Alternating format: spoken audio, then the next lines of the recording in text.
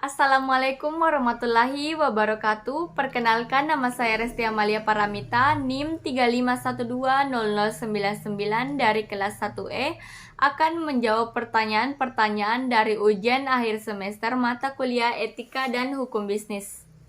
Soal yang pertama, jelaskan jenis-jenis organisasi bisnis. Jenis-jenis organisasi bisnis ada 4. Yang pertama, perorangan. Bisnis yang bersifat perorangan mudah didirikan dan juga mudah dibubarkan. Dalam pembiayaan dibiayai oleh yang bersangkutan. Jika usaha dengan sistem perorangan bangkrut dan mempunyai hutang, harta pribadi akan ikut digunakan untuk melunasi hutang-hutang tersebut. Yang kedua, persekutuan. Bisnis persekutuan adalah gabungan dari beberapa orang. Pendiriannya juga mudah dan mudah juga dibubarkan. Jika terjadi bangkrut dan ada hutang, harta pribadi anggota persekutuan dapat diambil untuk melunasi hutang-hutang tersebut. Yang ketiga, perseroan terbatas. Organisasi bisnis dengan perseroan terbatas atau biasa disingkat dengan PT, pengurusan pembuatannya relatif sulit dibanding dengan persekutuan dan perseroan. Harus mengurus NPWP, keterangan domisili, dan lainnya. Yang keempat, bisnis koperasi. Bisnis koperasi adalah organisasi bisnis yang dimiliki dan dioperasikan oleh orang seorang demi kepentingan bersama. Soal nomor 2.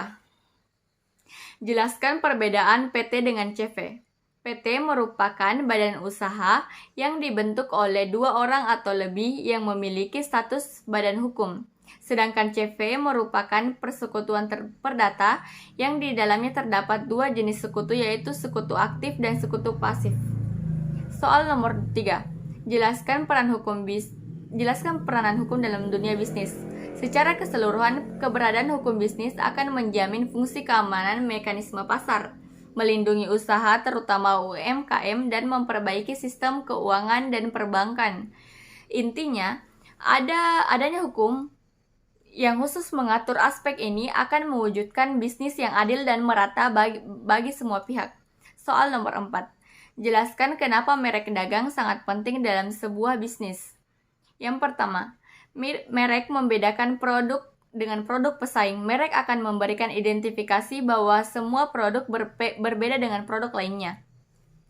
Identifikasi produk juga bermanfaat dalam hal iklan dan promosi. Yang kedua, menambah nilai produk. Konsumen melihat merek sebagai sebuah tolak ukur dan yang menambah nilai sebuah produk. Yang ketiga, merek bisa menambah image suatu produk. Konsumen juga cenderung memilih produk yang bermerek karena lebih bisa dipercaya.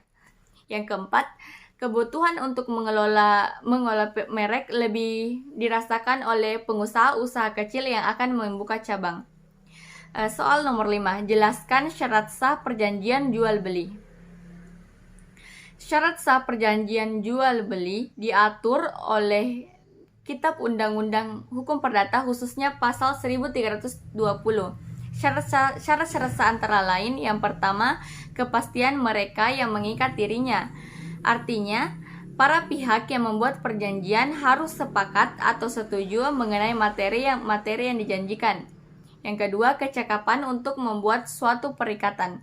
Pasal 1330 KUH Perdata telah mengatur para pihak mana saja yang boleh atau dianggap cakap untuk membuat perjanjian. Yang ketiga, suatu produk persoalan tertentu, berarti apa yang diperjanjikan harus jelas. Yang keempat, suatu sebab yang tidak dilarang atau halal. Berarti tidak boleh memperjanjikan sesuatu yang dilarang oleh undang-undang atau yang bertentangan dengan hukum, nilai-nilai kesopanan, ataupun ketertiban umum. Soal nomor 6. Jelaskan perjanjian jual beli. Kebatalan perjanjian jual beli dapat terjadi bila mana tidak terpenuhinya syarat-syarat sah suatu perjanjian sebagaimana tertulis dalam pasal 1320 KUH Perdata, yaitu sepakat mereka mengikatkan dirinya. Yang kedua, kecakapan untuk membuat suatu perjanjian. Yang ketiga, suatu pokok persoalan tertentu. Dan yang terakhir, suatu sebab yang tidak dilarang atau halal.